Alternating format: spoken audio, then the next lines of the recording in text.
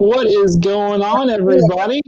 Welcome to VidLift Tuesdays on this tiny, teeny little new channel called Texas Family Live. Appreciate anybody that would just so happen to be here. Thank y'all so much for showing up. I don't think there's anybody here. It's just us. What should we do? It should be like when the parents leave the kids at home alone at the house. You have 11 subscribers. Where are they? Oh, wait. 4 of them are here. Where's our guest? Where's our guest? Guest? We were supposed to have guest? I thought you were the special guest. I'm special, all right, but not a guest. You know, I think this thing didn't work. Harvey on the Wayside's here. Harvey on the Wayside is here. Who else is here? Anybody? Venture in Arizona popped in. What am I, chopped liver? Well, if you don't chat, I can't see you. Yeah. You are not chopped liver. You are a valuable person. Yes. A picture on Instagram. He's holding the drone. I think that's there. Hey, Tanya's here. All right. Thank you, Tanya.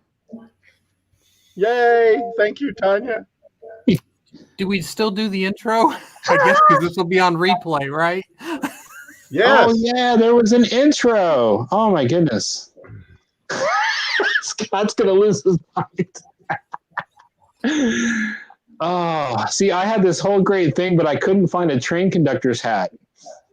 I told Kaylin, I says, I'm going to do a train conductor with a little staff like a symphony conductor and try to put it all into one and just make, lame jokes about cabooses. Do I have to share my square with a logo?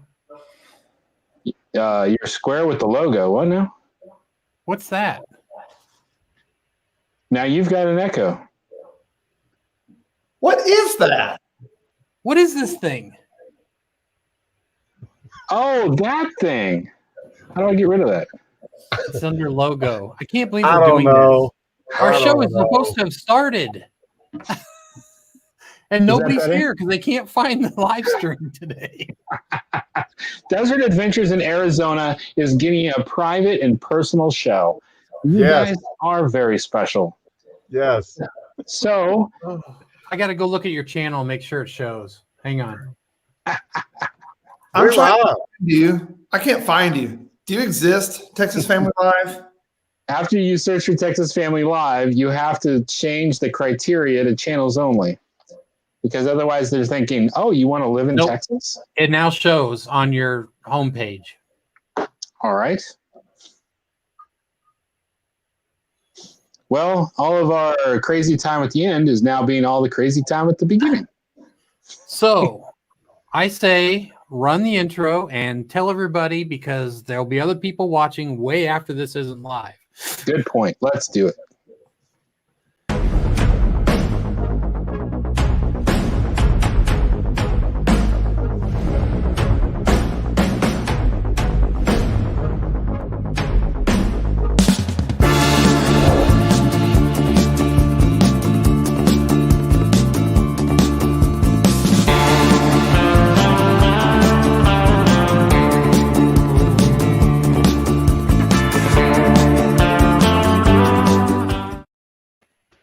Whoa, Nelly, RV Adventures found us. Outstanding. Well, let's go ahead and roll with the show. This is VidLift, where we discuss people's videos that have been submitted to us through our email. And hey, I bet you I've got a banner somewhere that actually shows how you can submit those. So if you would like to get some criticism, well-deserved or not deserved, I don't know, on your video, you can submit a 1-minute clip to us through the email that's listed below. Is it vidliftinfo@gmail.com, and then we will go through those and we'll find those and get them all set up, and we will do a show like we're hopefully going to do today. Where we review that 1 minute, and then we're going to go around the room and discuss it and tell you something awesome about it and tell you something that could possibly help you make better videos. So let's get this kicked off, and we will start with the guy that's got his mic muted to this side. Who are you? Charlie Brown. Oh wait, I don't have any hair. I'm Donovan, RV on the Wayside. We made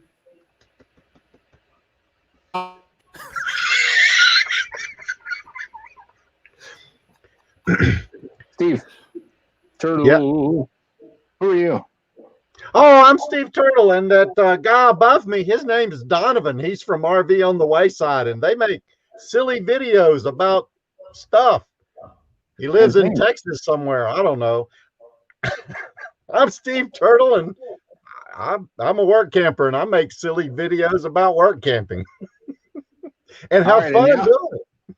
And now for the constant professional, the guy below me. I'm Scott from McGuire's on Tires, and I have a good internet connection today. Yes, you do. You know, at 300 feet on that Cat 6 cable, if you got 10 more feet, it wouldn't be so good. Anyway, that's useless information. All right. It is time to take a look at our first video. And let's see, what do we got here? Let us take a look. Now, this is a favorite of mine. Yeah, you know what? I'll talk about it afterwards. Here we go.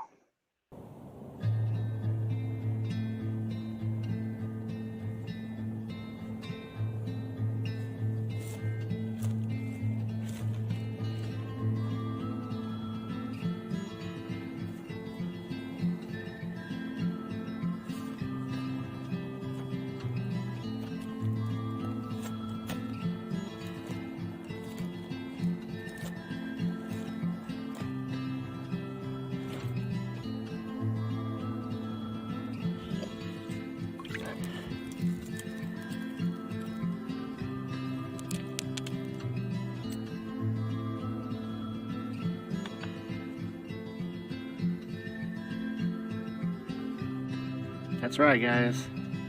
This was my view when I first woke up this morning. Gorgeous, right? So what do I do when I wake up every morning? All right. So that was Bag Nomad, one of my favorite channels. And I'll get to why in just a moment, but let's give it to Donovan first. Let us know what you thought. Well, first of all, that Mirage was A+. I mean, I loved it. That was a great effect. And even though it was very simple, I love the fact he went from water to sand. That was amazing. And the beginning, it's all one cut, but holy cow, was that you couldn't look away. He was doing a great job. His acting was fun, and it told the story without any words. Love that.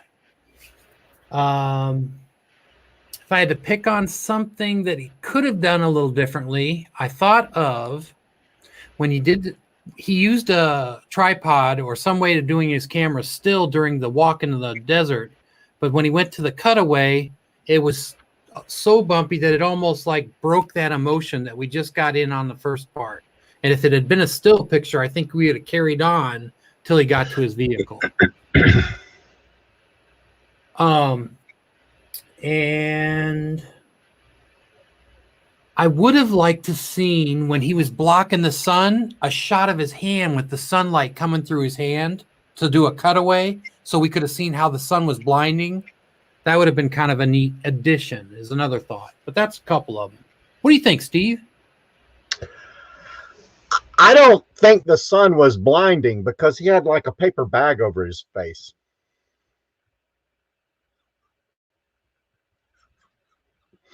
Probably had sunglasses under that.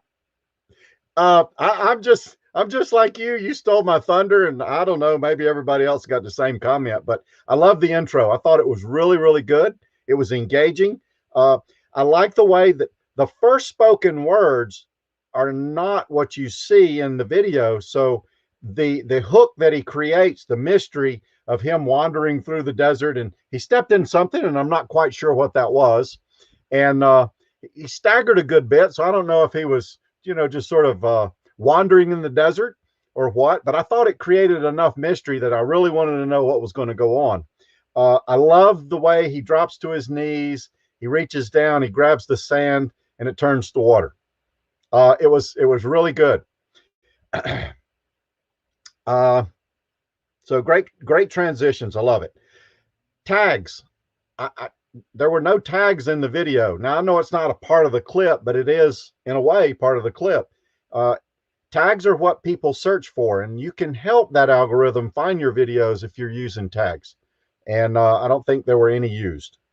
Maybe that's good, maybe it's bad, I don't know, but I just know that I've been told you should do that.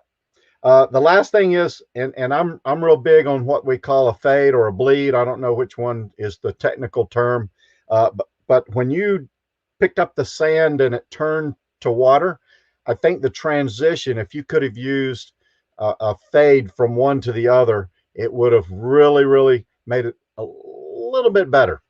And then I just think that might be something that you could try maybe next time. But I love the video. I think it was the right kind of hook for a video. Mr. Scott. I agree. I like the hook. I like the concept of that. And I like how quick those changes were when we got to that. There was the angle change, because for so long we watched straight ahead. And then all of a sudden we were watching from above, looking down. And I have to have notes because I'm the amateur in this group. The angle changed, and and then the subject changed. We went from a full body shot to just the hands. We immediately changed the effect, went from the water to the dirt, and then another angle change. We went from the hands back to the body, and then there was an emotion immediately. Without saying or making any noise, we knew that you were crying. You had an emotion there, and all of those changes took place in 5 seconds. And so you had me hooked right there. But I would like to have had that that type of movement sooner, because it actually took us 28 seconds to get to that point.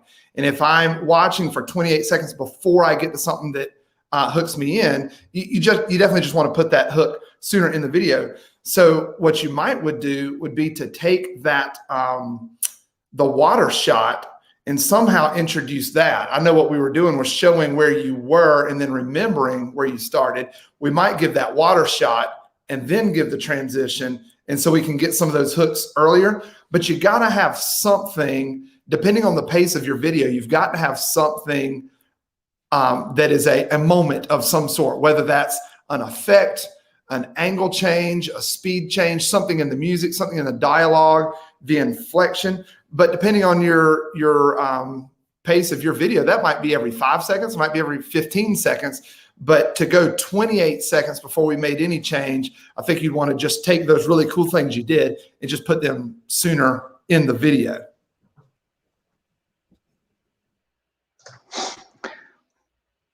So to, I guess, oppose Scott on that, what I really liked about the beginning of this was it had a old Clint Eastwood Western movie feel to it. Mm-hmm. And that 28 seconds really felt like, a copy to an homage, kind of, almost waiting for you to have a showdown with two other paper bag nomads, the good, the bad, and the ugly. I liked that. I thought that played really well. I think I would have done, like, your transition from the water to the sand was brilliant. It was just a little choppy. I don't know if I would have done a fade like Steve mentioned. I just would have worked on trimming it down a little bit better so that it's smoothed out. One of the tough things, I've done a number of those things, and just the fact of getting your hands in the same spot is very difficult. So I can definitely relate to how hard that is. Now, before I go on too, I just wanted to say I love your channel, because right away when I first started watching you, the fact that you use the paper bag as like a gimmick, I find it awesome, because it's this character and flavor that you've come out with that nobody else has. I just think it's brilliant, along with mixed in that you're out there converting vehicles that are different than everybody else. I discussed that a few weeks ago with one of the other channels. I love it when somebody's planning on going full-time in a vehicle that not everybody else is using. So that's super awesome. Your camera equipment is maybe not as good as some others, but I don't hold that against you because I feel like you are doing awesome work with what you have. And that is really what all of us should be striving to do. That's when I started out, that was my plan.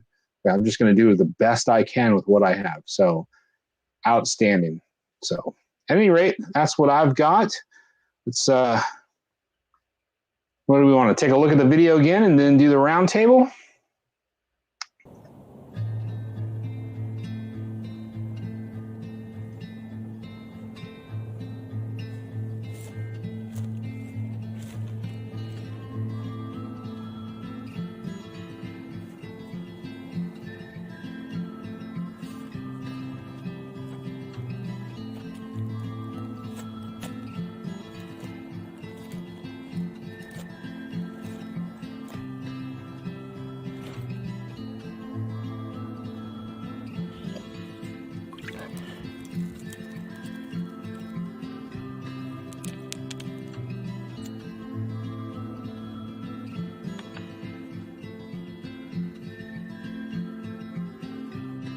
That's right, guys. This was my view when I first woke up this morning. Gorgeous, right? Gorgeous, right? So what do I do when I wake up every morning?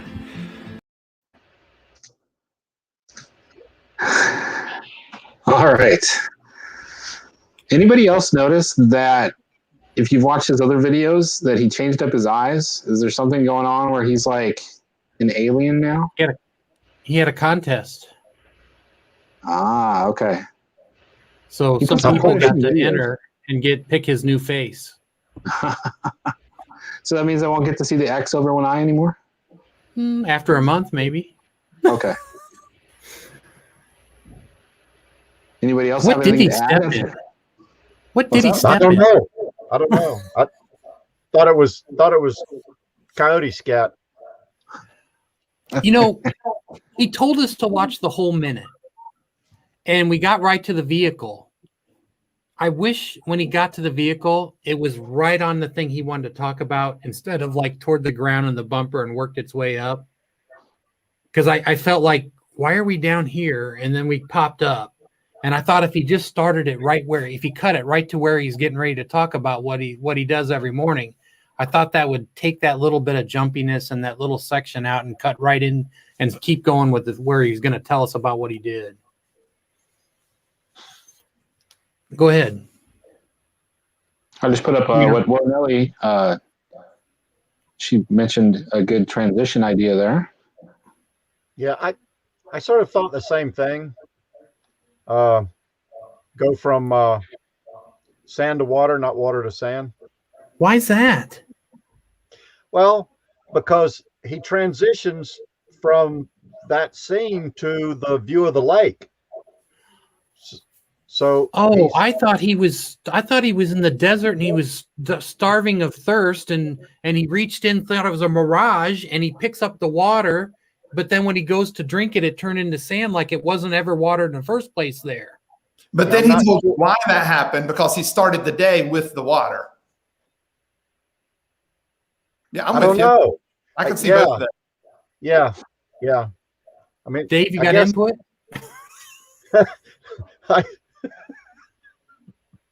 I can't see the sand to water to say sand to water. I don't understand that one. I missed it. I guess I'm struggling to visualize it as well. The only other thing I could think of was his transition from like story mode into what he wanted to talk about. That would have been a better fade location. Yeah. But then it made no sense of him like super hot, and I thought he was supposed to be doing the whole good, bad, and the ugly, like he was dying of thirst and he was about to collapse, and so maybe I'm wrong. Picked up the water, and the water was sand, and okay. Yeah. You know, something he did really well, Dave, you caught it. I guess we all caught it, but Dave, you said it. The music at the beginning with the acoustic finger picking and the whistling came across as it definitely added to the Old West feel, and it took you right to the desert. It definitely it built on that and it complemented that. But to your average viewer, it also, that whistle can be an eerie sound. And so we've got a guy with a bag on his head staggering around in the middle of the desert with an eerie sound. And then we see water. So yeah, it definitely could be the Old West feel, but it was also a little, it could be a little eerie at the same time. Speaking of eerie, Dave, you okay? Apparently my foot hit a wire. I'm back. His whole studio's piecemealed. Yes. Expensive equipment held together with duct tape. Just like my shoes.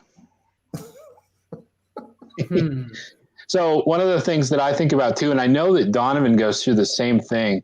We have a lot of, Donovan and I have discussed, like, these aren't videos. We're making films. And it's things that we really want to do. But as Scott just pointed out, our average viewer, we're trying to play to these YouTube viewers that are here looking for something specific.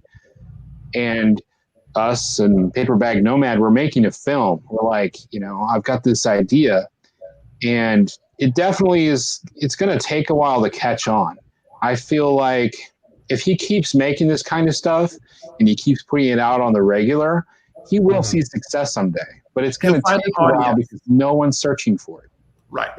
It's out of the normal. Right. It's out of the normal. It is entertaining. It's just going to take a while for him to find his audience. Right. I almost know. I almost thought with the paper bag, I mean, I've watched his channel for a while now, so I'm comfortable with it. But a first-time viewer might be really weirded out, if that was their first exposure. But at the same time, could you look away? I don't know. But what I thought was interesting is the transition from the water and the sand thing. It was just, I thought it was like, I actually wouldn't have changed it at all. I thought it was perfect. And it's because it was just like not campy. I really thought it looked cool, but it was just off enough that it almost fit the beat from his acting and everything else, that I thought it was like, I wouldn't have changed it at all. I thought it felt right with the way he was filming it. Yeah. No, I agree with you on that. I agree with you because, there are the big filmmakers out there that they'll make films, make a film that we want it to feel like it's in the 70s. And so make those transitions feel like they're in the 70s. Even though technology is advanced, you want them to feel like what it used to be like. So, you want to take that comment? Are you looking at Steve Turtle because of 70s? Yeah. I don't know who he's talking to. You're the only Steve here. I don't know how that's hard. I didn't hear you say Steve. I think you actually froze at that point. Oh. Nick's Pick says my subscribers make up 3% of my views. Most of my views come from searches. Same for me. Same for me. And if we want to go on that tangent for a minute, Donovan and I, we had that discussion a while back about comments on videos. And we're looking at how many comments makes a successful video. And I pointed out to Donovan, the videos with less comments and more views is actually the more successful video, because the real customer we're after doesn't even know to leave a comment. So right. There are a couple of things you've got to decide on. One, you've got to decide, am I making a film for my own pleasure, or am I making a video for the masses? Right. And those are two different things, and they have two different rewards. One is intrinsic and one's extrinsic. If you choose that you're making your YouTube video for an audience, you then have to decide, like Nikki's pointing out, are you making it for your subscribers that keep coming back, or are you making it for people who are searching for something? But once you define what it is, what your goal is, success looks different in all three of those things. So, I mean, while I might not search for, please show me a video YouTube of someone wearing a paper bag and finding a mirage in the desert, I might not search for that. But if I am a subscriber to that channel, that might be, I mean, that's exactly what I'm looking for. He's going to that audience will find him. I agree. It just may take some more time.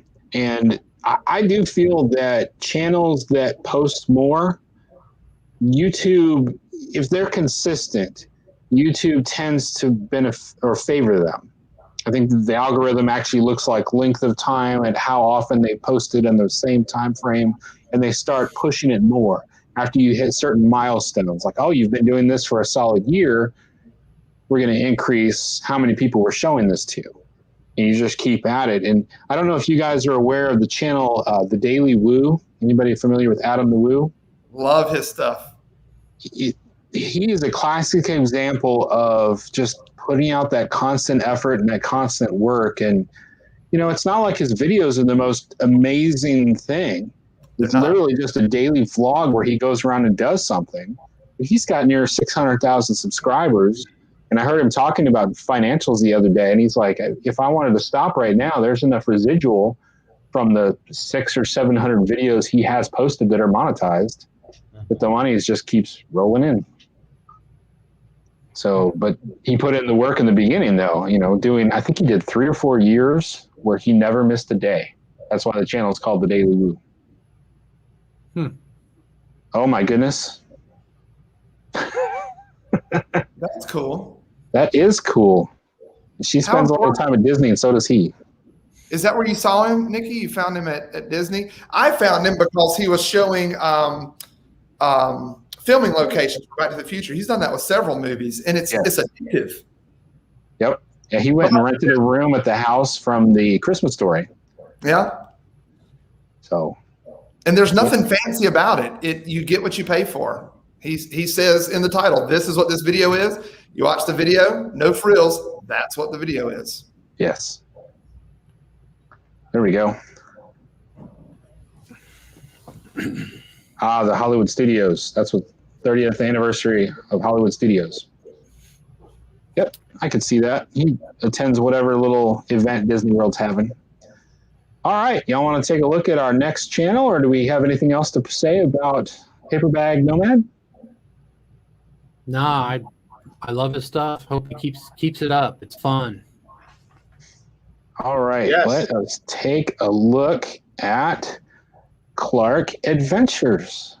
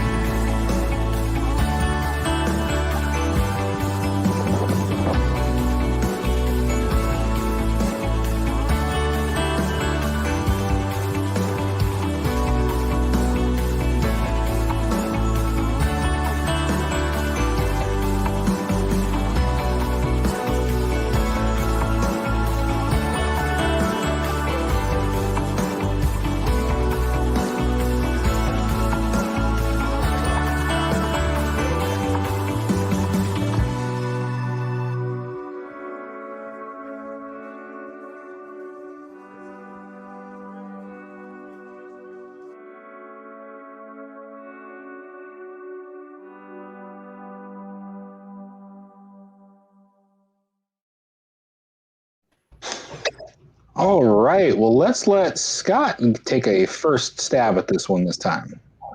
Well, just like I was saying in the other video, I'm a fan of the quick change, and this was full of those transitions. It kept my attention because even in the rain, the colors were vibrant. The music was happy. I mean, it was just a feel good video. I like the panning. I like the quick changes. You kept my attention. There was no opportunity to lose my attention.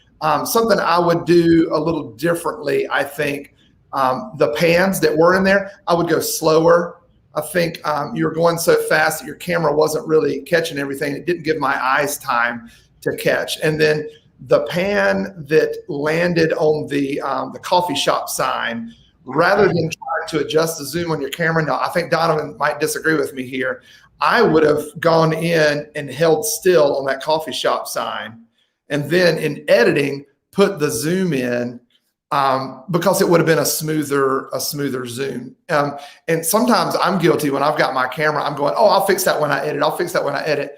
And then I give myself way too much credit because I start editing and go, what was I thinking? I can't fix that. But that's an easy one. Rather than trying to operate the zoom, just going in and then put the zoom in and editing, and you can make it as smooth as you want. But I had one more thing that I'm going to say, and then I'm going to pass it on for roundtable time. The very last thing you showed was the silos, and then you put up your subscribe, your call to action. And I could see in the background when your still photo of the silos was there, in the background, you were panning up the silos. And at that moment, the music was slowing down and you put up a still picture. So I could still see the panning and I could hear the music slowing down. What I would have done is left the still picture out, go ahead and pan up the silos and then slow that down. As the music slows down, slow that down. And that's how you end your video. And then your video matches your audio. And there comes your call to action. And you didn't freeze everything, which gives the viewer a chance to click off. Just make the video match the audio. I think that would have been a really neat ending there. But I mean, to capture what you did in the rain, that's really cool. Good job.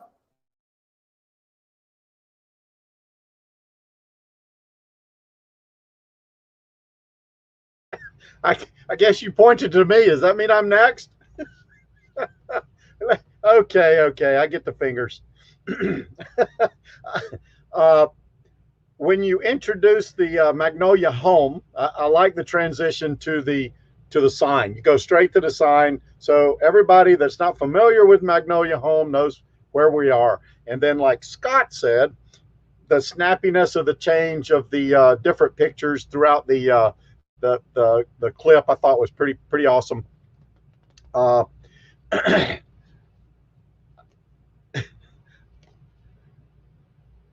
When you introduced the video, you did it before the clip, and you sort of talked about two different things, and then you moved to Buc-ee's, which was not Magnolia Homes. What happened was you said you went to Styles Switch, you transitioned to the food at Styles, and you had a voiceover and you talked about the food. I thought that was great. It was a great transition. But then when you introduced silos at Magnolia, the next thing you see after you said that is Buc-ee's. And then you get a clip of Buc-ee's, and then after Buc-ee's, you go into Styles or to Silo Magnolia. I think I would have had the introduction like you did Styles and just go straight into Magnolia Homes. I think the transition would be a little better. And titles. I think Texas Trip Part 1 doesn't say a lot about your video. So if people are looking down through that recommended list on YouTube, they're going to see your thumbnail and they're going to see a title. And it just says Texas Trip Part 1. I think if you look at your entire video and try to pick some things out of the video that represents the trip would be a better way to go. You ran out of gas, you braved the rain, you went to a botanical gardens, and you went to Magnolia Homes. All of those things aren't necessarily in your title, but those are the things that people will be looking for when they're going to Magnolia Homes or the botanical garden. So I think, maybe next time when you come up with a title, you look at the video and the contents of the video and try to make that title represent that. That's my 2 cents worth. Felt like 4. All right. I'm just glad I wasn't muted. Love the videos. I love the green standing out with all the other colors, and it was a cool to see how green that lawn was with everything else a little more hazy because of the rain and stuff. And to me, it was captivating to see that color just pop like it did. And good for you. No rain on your lens. And you were using a phone. That's amazing. I loved it. I was quite impressed that you didn't get any raindrops on it. That was very cool.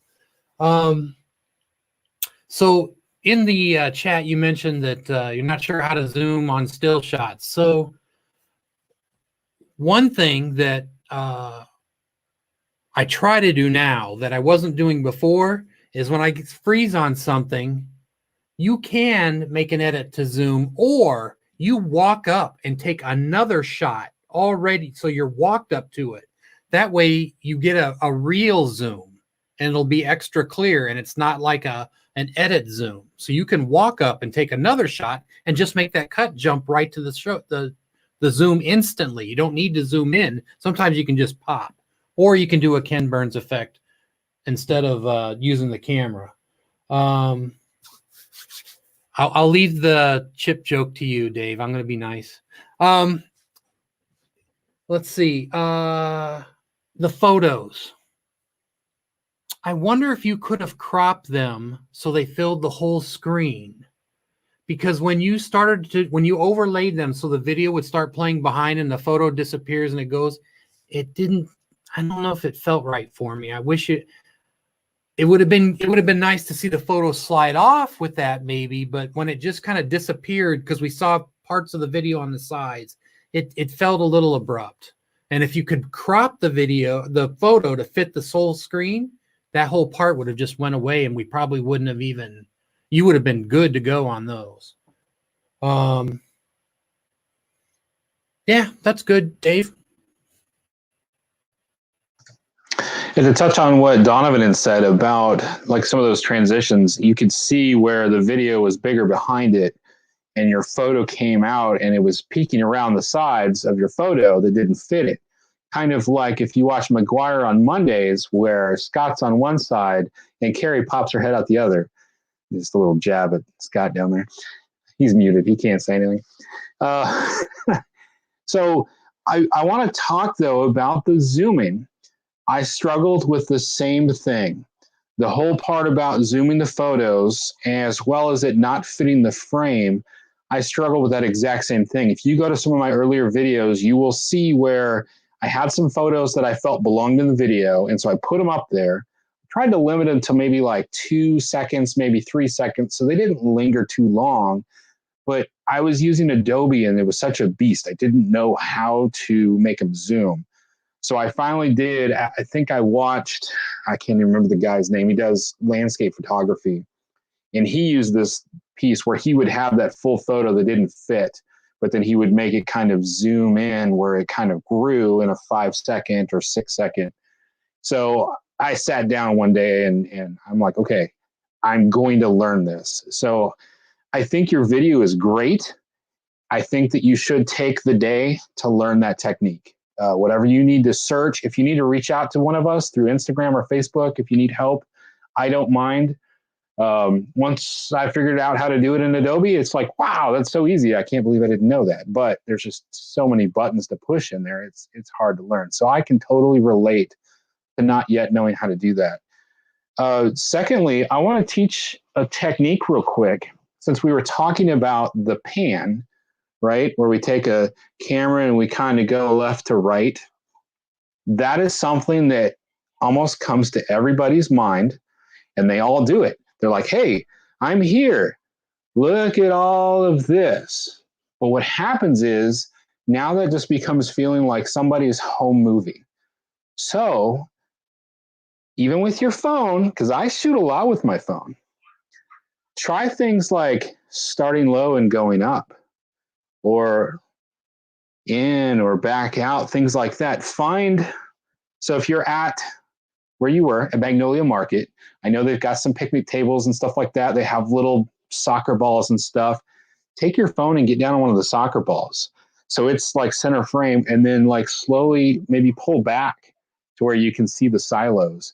Will completely change how people feel about your video, rather than just the usual home movie of going left to right or right to left. So I picked that up from another YouTuber as a way to make B-roll look better. So, all right, let's pop that video up there again, and then we will do the round table.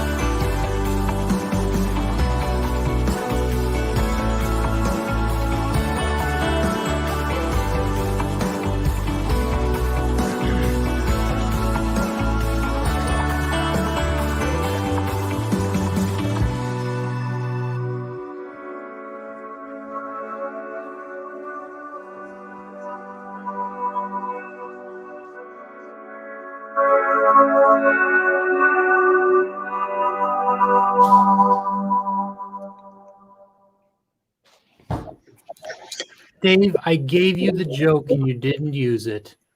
So, You want me Clark, to I'm take- really upset that you didn't tell us if you met Chip and Joanna or the kids. What? So we were supposed to ask them? I'm sorry. I'm lost. I wanted to see Clark tell us, did he meet Chip, Joanna, Gaines, and the kids? He was there. Yeah, I've been there too. In fact, you know what? This seems like a great transition to talk about next week. Hey, if any of y'all are watching, would love to get more involved with this show. I'm going to be out sick next week playing hooky in Waco, Texas. No, really. I'll be playing hooky, but I won't be sick, hopefully. I'm actually taking my parents to Magnolia next Tuesday. So we've got reservations at the restaurant there, and then we're going to go hang out at the marketplace. So it's my parents are from Florida. They have not been there yet, and they're huge fans of the Fixer Upper show. So we've got this all planned out. That leads into the fact that I probably will not be available to be on this show next Tuesday. So what we were looking for, I've already reached out to one substitute teacher, and he said no. So what we were thinking is that one of you that's in the audience could submit a video to the vidliftinfo@gmail.com, and you could then say, I would like to fill in for Dave because I think I can do it better than him. So anybody can do it better than me. At any rate, yeah, next week I'll be in Waco, and chances of me seeing Chip and Joanna and the kids there's a greater chance of me meeting Adam the Woo in Waco, Texas than meeting them. All right, back to this video. If you're done talking about yourself, I'd like to get back to the video. You know, I'm the one running the show today. Did you bring your reed for your saxophone? No, because this is not about me. This is about the viewer. This is about Dean and Christine. We were talking about the Zoom a minute ago and not knowing how to do something. Whichever of you is watching, Dean or Christine, what are you editing on? Because I think all four of us use different software. What do you use to edit your videos? And tagging on something Dave said a second ago, he was talking about different ways to do your pans. Even just a horizontal pan, one trick is instead of this motion, hold it flat and go straight across. That's a common mistake. I don't know if mistake is the word, but just change it up like that. So they're telling us Wonder Share. Are you guys familiar with that one? Nope. That doesn't mean I probably couldn't take 20 minutes and find, or maybe an hour and find the. Go ahead, Steve. Well, one thing that I caught in not just the size of the picture not matching the screen, but the timing of those cuts. If the picture did fill up the whole screen, you wouldn't have noticed. But even the way you had it, if you take so you've got video and then you've got a still picture and then you've got more video. If you just go in and make sure the end of the still photo and the beginning of the next video clip line up, it'll clean that up a little bit. And I'm an iMovie person, and on mine, I can take my timeline and zoom in, and it makes all of those things where they line up, it makes them way bigger. So if I'm zoomed out looking at the whole project, it looks like it's lined up. But if I can zoom in, I can see exactly and just move something over just a little bit. Is that how it is in the programs you guys use? Yes, they'll line up perfectly. Yes. I got to add, do you mind, Steve, or do you have something? No, you go ahead. Go ahead.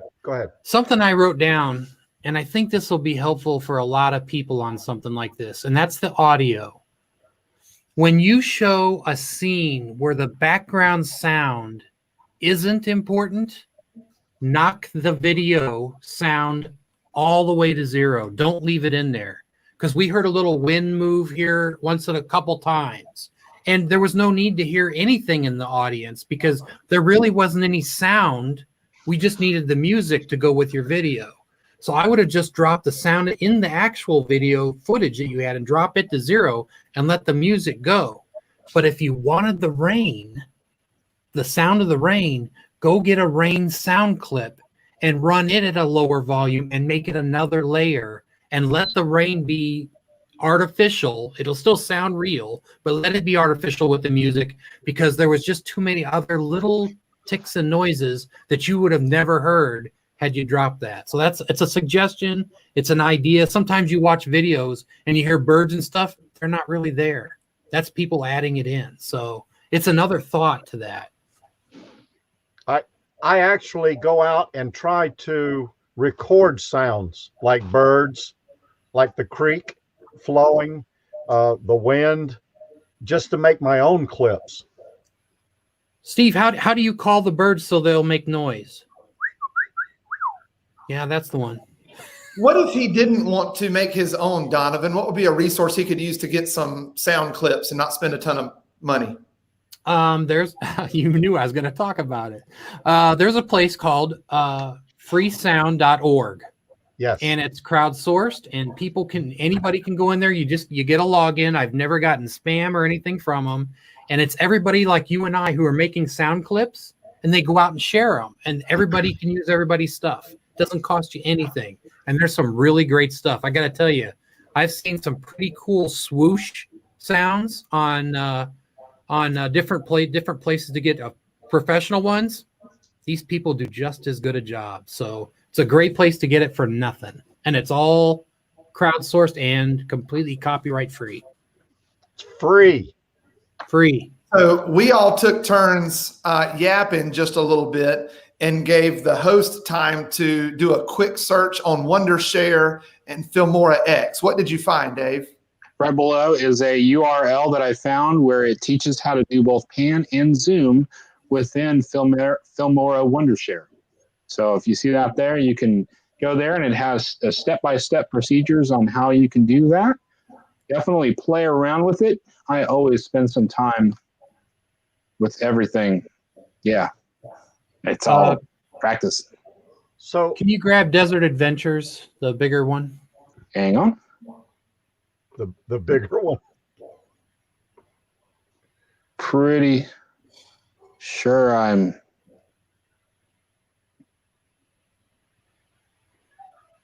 Oh, well, maybe that's my Throw fault. the banner up?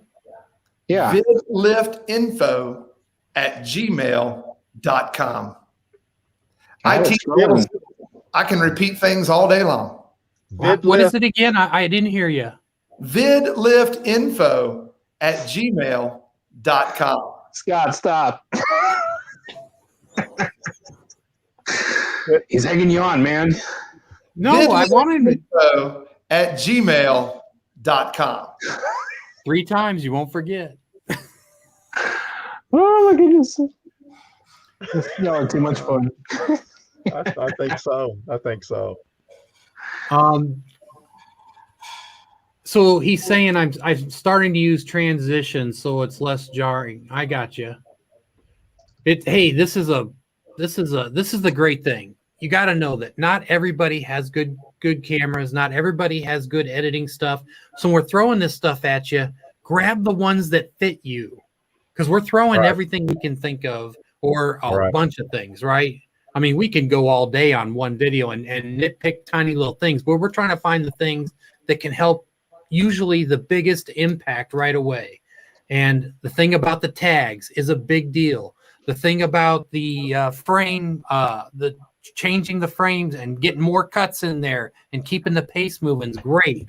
And the stuff that he says, just ignore. I mean, it's wonderful.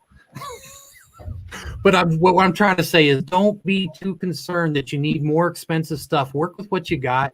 Take anything that anybody in the comments is suggesting and stuff, and use what you can, because it's amazing what you can do with so little once you try a few things. And most of it comes to taking 10-second clips instead of one long 30-second clip. If you take a bunch of smaller clips, you'll already have part of your cuts built in, and it's easier to make the cuts in the transitions.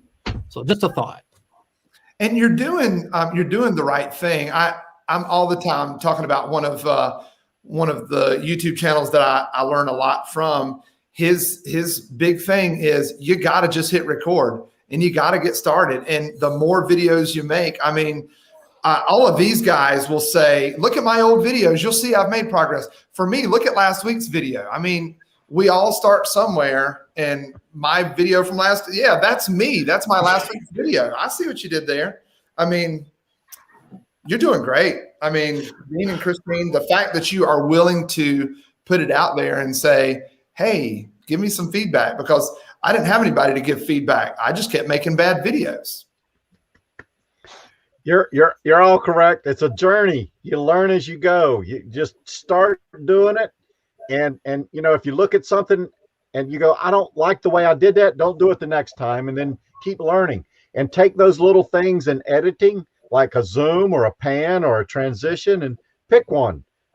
Search for it on YouTube like David did, and you'll come up with a little short video. They'll tell you how. There's so much stuff out there, and learn that one thing and then apply it. And then next time, maybe something else, and just keep building to what fits in your videos and what makes you feel good. I think Dean landed on a great suggestion there. He said, if it bores me and I try to watch it with Chris before I upload, as soon as you sit down with somebody else and start watching your video, you're going to catch everything. You're doing it right. And as soon as you're going, oh, they're not paying attention, you'll realize why. And then you go back and you look and you see that instead of having a picture up for 2 or 3 seconds to hold somebody's attention, you realize, oops, I left that up for 4 or 6 seconds.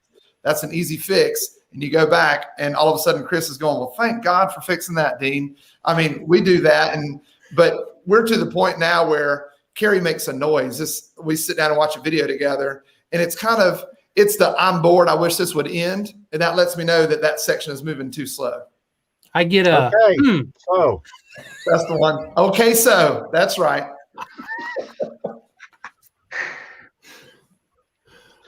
I thought of one more thing. Oh, go ahead. Am I red? No. Sometimes it looks like a turnip, maybe purple. What are you doing? I thought of one more thing. When you did the sir. scan at the bottom, I had it in my notes and I just caught it. For some reason, you started on a pylon, or you stalled on a pylon before you moved again. That's where you cut, and then just jump back to where it's back good again. Just take the pylon little scene out, because it was right up in the middle at one point. Just make a cut before it and then cut after it and let it just go here, and then it starts here and it's moving again. It's okay. It doesn't need to be a one solid flow. Lots of cuts, just like everyone has said. It's a way to make it move along, and you can take out the little pieces that you really didn't need in it. And another tip from Donovan, don't forget to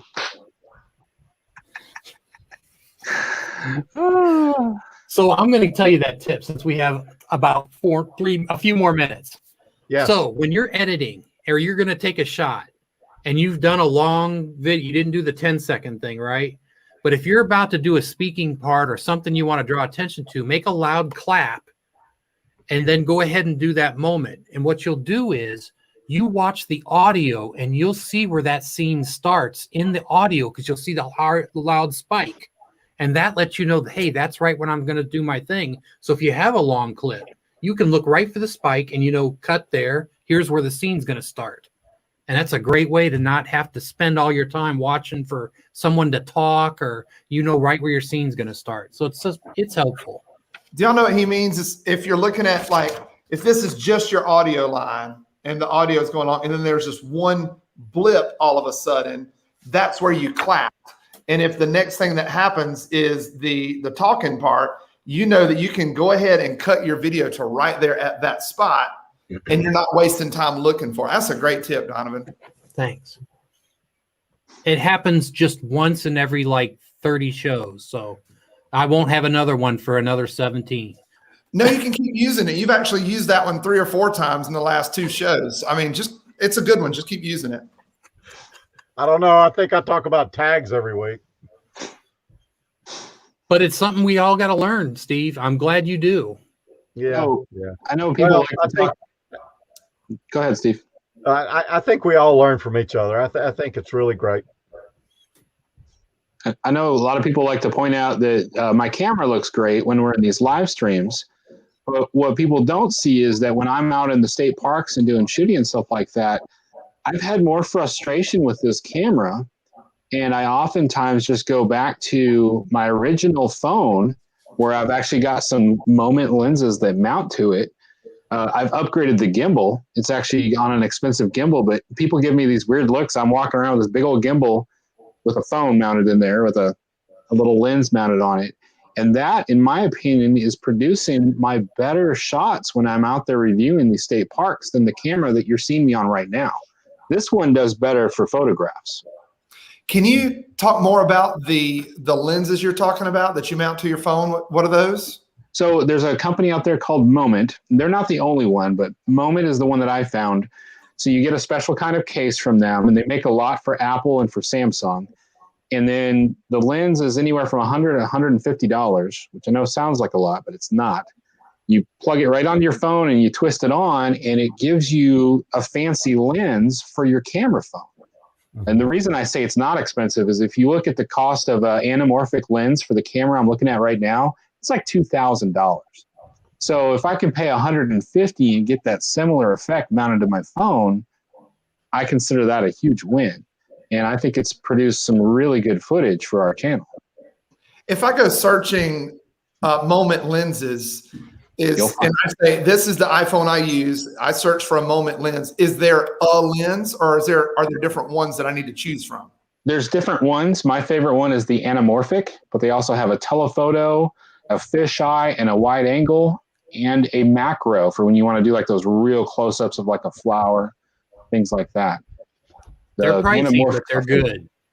Yeah. Let's say that maybe for a living, you're a middle school band director, so you don't know all these things.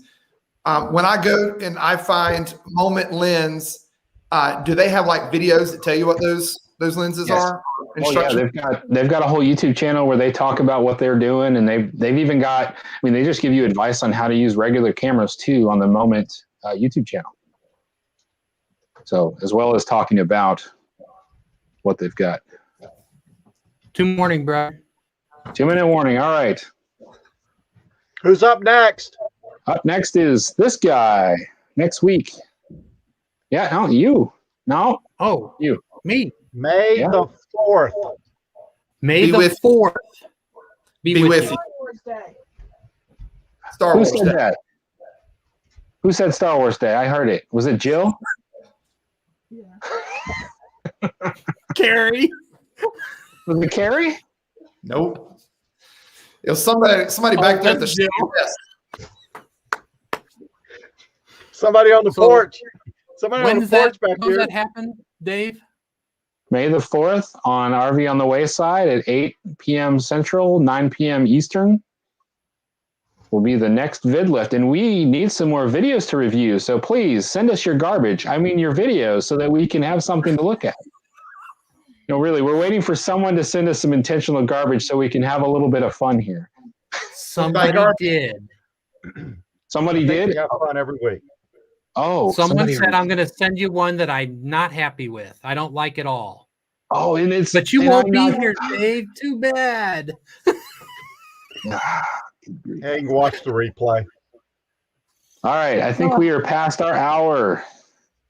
Next up, honestly, I don't know who's next because I think Johnny's Journey had somebody else filling in for them tonight. So I am not entirely sure where to go next. I was trying to look it up real quick. Anybody have any ideas? Who's live? On the East Coast, we're going to bed next. Yes. It's past my bedtime. All right. I am not entirely sure who is hosting the live in place of Johnny's Journey tonight. So at any rate, We say goodbye. we say hello. We play the video. All right, everybody. We'll see y'all next week. Bye.